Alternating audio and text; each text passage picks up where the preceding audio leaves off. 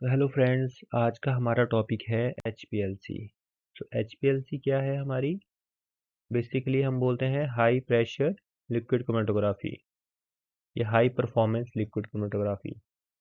तो ये जो HPLC है ये एक्चुअली एक एनालिटिकल टेक्निक है जो कि हम यूज़ करते हैं to separate, identify and quantify each component in a mixture. आप हर एक कंपोनेंट जो आपके मिक्सचर में प्रेजेंट है उसे सेपरेट कर सकते हो, आइडेंटिफाई कर सकते हो और क्वांटिफाई कर सकते हो। जो कि आप TLC हो गई या पेपर क्रोमेटोग्राफी या सिंपल कॉलम क्रोमेटोग्राफी है, आप उनमें ये सब नहीं कर सकते क्योंकि वो सिंपल एक क्वालिटेटिव टेक्निक है। उनमें आप क्वांटिफिकेशन नहीं कर सकते हैं, लेकिन इसमें आप आइडेंटिफिकेशन भी कर सकते हैं, क्वांटिफिकेशन भी कर सकते हैं और सेपरेशन भी कर सकते हैं। इसे बेसिकली एक हमारी एडवांस टेक्निक है। तो जो ये सेपरेशन प्रिंसिपल HPLC का ये based on the distribution of the analyte between mobile phase and the stationary phase। ये बेसिकली डिपेंड करता है हमारा मॉलिक्यूल के केमिकल स्ट्रक्चर के ऊपर। इसमें बहुत सी फैक्टर्स आपके इन्वॉल्व रहते हैं behind the separation of the molecule.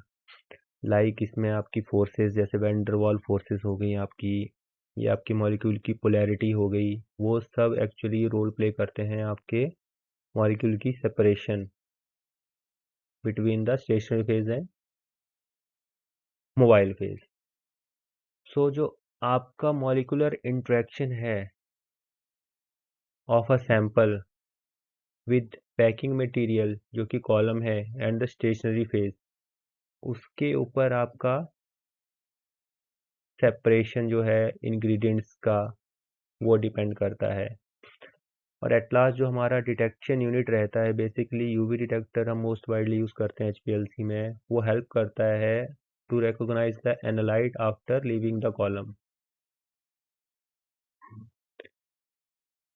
सो हम इसे HPLC क्यों कहते हैं? इसमें जो हाई प्रेशर लिक्विड क्रोमेटोग्राफी है, सो इसे हम हाई प्रेशर लिक्विड क्रोमेटोग्राफी क्यों कहते हैं? क्योंकि इसमें जो है हमारा जो प्रेशर है वो डायरेक्टली डिपेंड करता है आपकी viscosity of the mobile phase, column length and flow rate के ऊपर। सो जितना विस्कस आपका मोबाइल फेज होगा, जितना ज़्यादा फ्लो रेट होगा, जितनी कॉलम लेंथ होगी, उतना ही आपका हाई प्रेशर रहेगा। So that's why we called it as a high pressure liquid chromatography।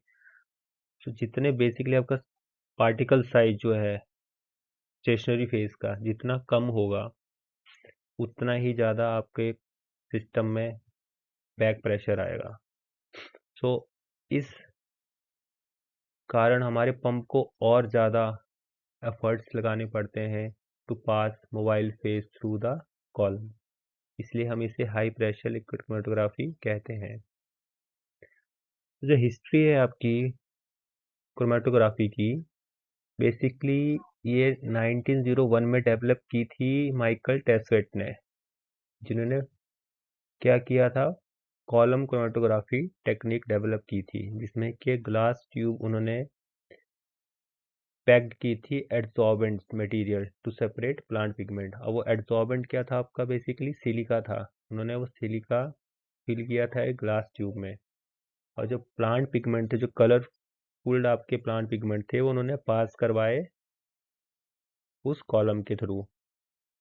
सो इससे क्या हुआ कि जो सेपरेशन हुआ उन प्लांट पिगमेंट्स का based upon their interaction with stationery phase and mobile phase, वो ही आज के टाइम की मॉडर्न क्रोमेटोग्राफी की फाउंडेशन बनी। सो माइकल टेस्वेट के ही प्रिंसिपल पे आगे 1940s में एक पार्टीशन क्रोमेटोग्राफी की टेक्निक डेवलप की गई टू साइंटिस्ट के द्वारा, जिनका नाम था आर्चर मार्टिन एंड रिचर्ड सिंजे, जिनको 1952 में केमिस्ट्री का नोबेल प्राइज मिला। तो इसके जो की माइलस्टोन थे, तो 1950 में पार्टीशन क्रोमेटोग्राफी एस्टेब्लिश की गई। 1950 में HPLC जो थी मेनली वो डेवलप हुई, और 1960 में प्रोटीन क्रोमेटोग्राफी जो थी वो टेक्निक डेवलप हुई है। तो मॉडर्न इरा में आज के टाइम पे आप UHPLC, SFC या LCMS जैसी रेवोल्यूशनाइज्ड स्पीड एंड एक्यूरेसी वाली टेक्निक्स से हम डील कर रहे हैं। तो देखिए बेसिकली ये कॉलम क्रोमेटोग्राफी ऐसी रहती है, इसमें ग्लास कॉलम है, इसमें आप स्टेशनरी फेज आपने फिल किया हुआ है और ऊपर से आप मोबाइल फेज पास करवा रहे हैं। तो जो आपका मॉलिक्यूल, जो आपका सैंपल है, उसका इंट्रैक्शन स्टेशनरी फेज और मोबाइल फेज के साथ जैसे जैसे होता है वैसे वैसे आपका सैंपल का सेपरेशन हो जाता है। तो जो पार्टीशन क्रोमेटोग्राफी है एक्चुअली ये होती क्या है? एक्चुअली ये एक सेपरेशन टेक्निक है वेयर द जो आपका मिक्सचर है उसके कॉन्स्टिट्यूएंट्स डिस्ट्रीब्यूट करते हैं बिटवीन टू लिक्विड फेज। इसमें दो लिक्विड फेज होते हैं, जो वन स्टेशनरी फेज होता है एंड अदर जो होता है आपका मोबाइल फेज होता है। लेकिन जो स्टेशनरी फेज होता है वो भी लिक्विड इन नेचर होता है, जहाँ पे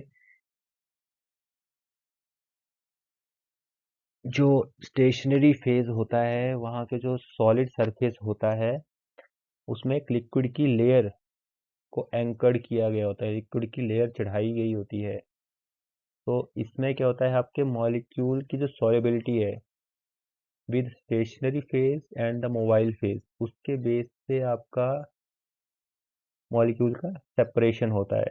अगर मॉलिक्यूल की ज़्यादा सॉल्युबिलिटी स्टेशनरी फेज के साथ रहेगी, मान लीजिए आपके पास दो मॉलिक्यूल हैं मिक्सचर में ए एंड बी, अगर ए की आपकी सॉल्युबिलिटी स्टेशनरी फेज के साथ ज़्यादा रहेगी तो बी आपका पहले एल्यूट होगा और बाद में आपका ए एल्यूट होगा। सो ये डिपेंड करता है differential solubility of compound between two immiscible phases.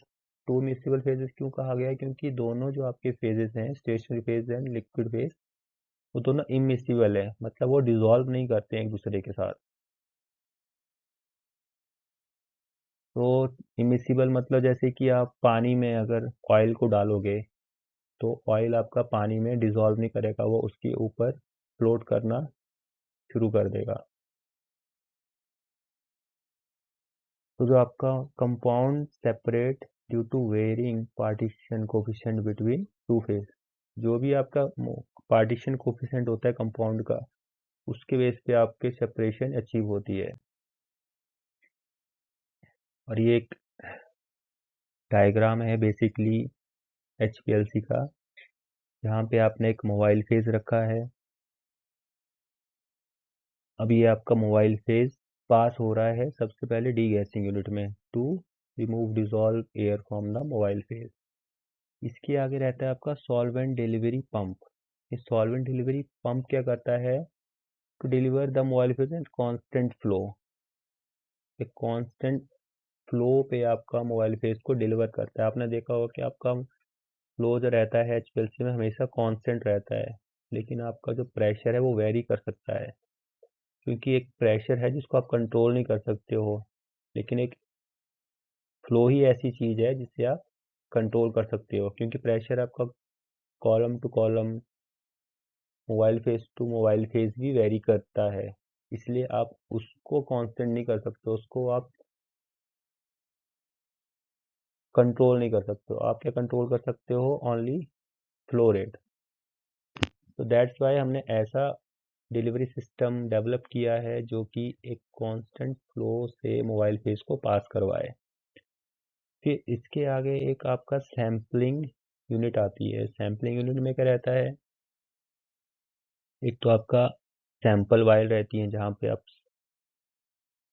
अपने सैंपल्स को रखते हो, और एक इंजेक्टर रहता है जो कि सैंपल को इंजेक्ट करवाता है आपके सिस्टम के अंदर।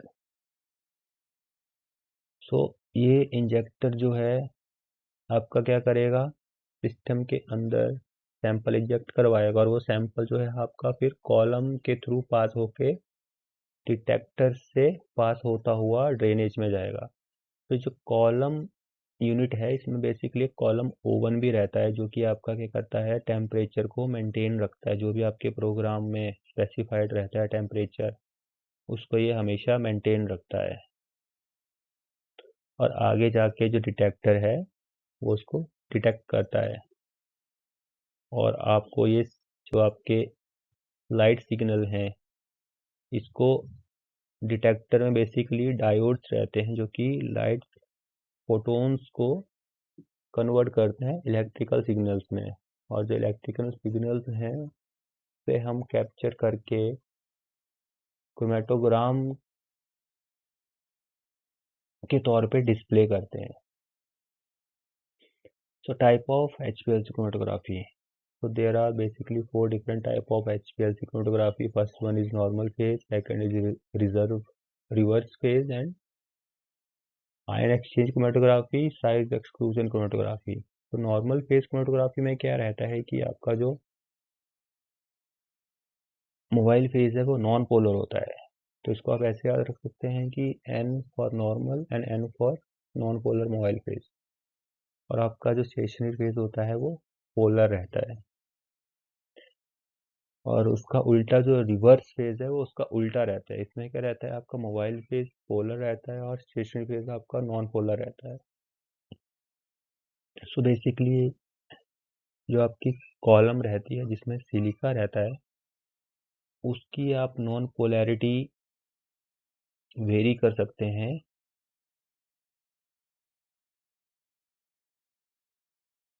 किसके बेस पे, आप उसके केमिस्ट्री को, उसके जो फ्री बाइंडिंग साइड्स हैं उनको ब्लॉक करके या उनमें एडिशनल कार्बन चेन को ऐड करके आप उसको पोलैरिटी को एनहांस कर सकते हैं, नॉन पोलैरिटी को। जितनी ज़्यादा कार्बन चेन होगी, जैसे C18 जो है मेरे C8 के कंपैरिजन में ज़्यादा नॉन पोलर होगा क्योंकि उसकी कार्बन चेन जो है C8 के कंपैरिजन में और लंबी रहेगी।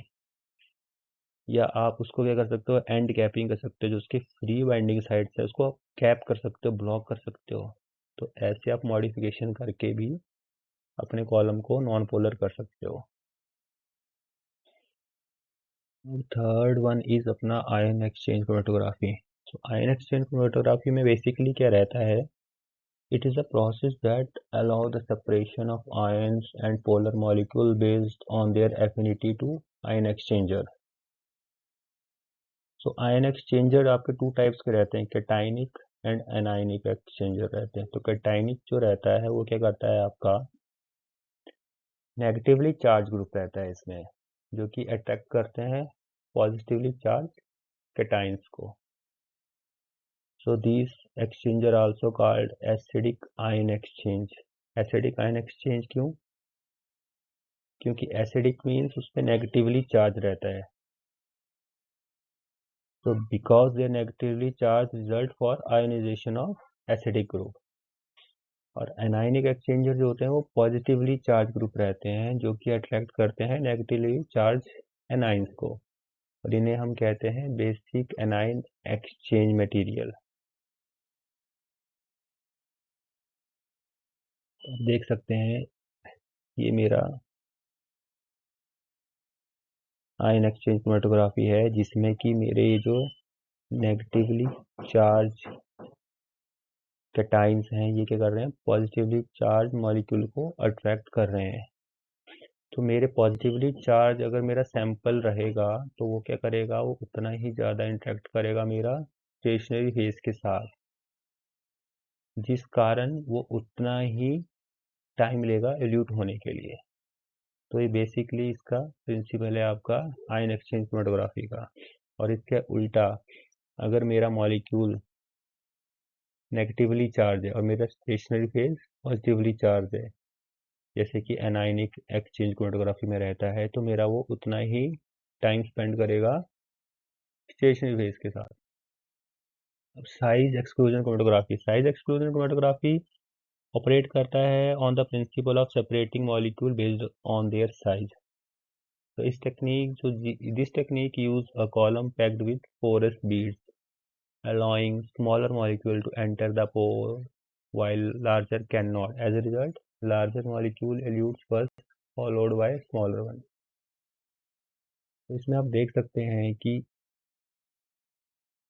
जो आपका स्मॉलर मॉलिक्यूल है वो क्या करेगा, आपका इसके अंदर चला जाएगा आपके कॉलम के अंदर ही जो आपके पार्टिकल्स हैं इनके अंदर ट्रैप हो जाएगा, तो उसको ज़्यादा डिस्टेंस ट्रेवल करना पड़ेगा एल्यूट होने के लिए। लेकिन जो लार्जर मॉलिक्यूल हैं वो इनके अंदर ट्रैप नहीं हो पाएंगे और वो स्मॉलर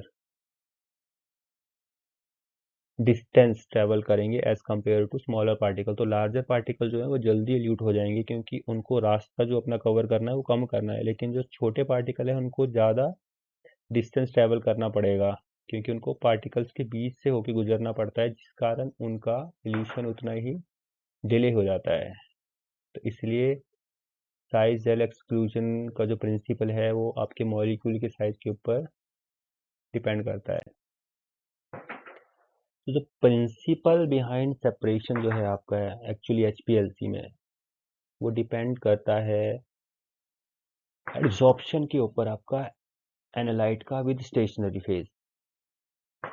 तो इसमें क्या रहता है कि आपका जो एनालाइट की जो एफिनिटी है between stationery phase and the mobile phase, उसके बेस पे आपका सेपरेशन अचीव होता है। तो जितनी ज़्यादा एफिनिटी एनालाइट की स्टेशनरी फेज के साथ रहेगी उतना ही ज़्यादा रिटेंशन टाइम उस मॉलिक्यूल का रहेगा, और जितनी ज़्यादा एफिनिटी आपके मोबाइल फेज के साथ रहेगी उतना ही कम आपका रिटेंशन टाइम रहेगा।